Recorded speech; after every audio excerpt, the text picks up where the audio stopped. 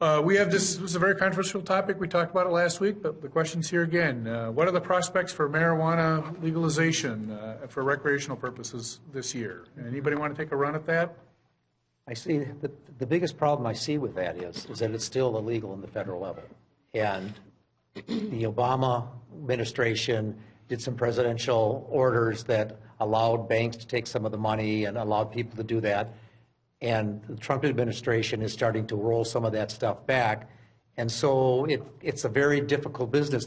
If I'm selling marijuana or I'm selling drugs on the federal level, according to the federal government, I can't put my money in the bank. If I give my money to Bob and put it in his bank, now he's violated the law and he loses his charter. So there's issues there that I think need to be fixed on the federal level before we jump both feet first into it. I'm not totally opposed to it, but I see these issues that need to be fixed. And that's probably the biggest problem I see with it.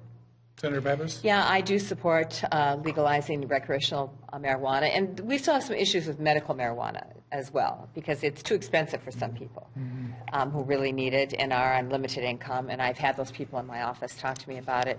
But I think it's time, and I think we have plenty of states that we can learn from, how states have done it, how they've set up a regulatory structure, how they've taxed it.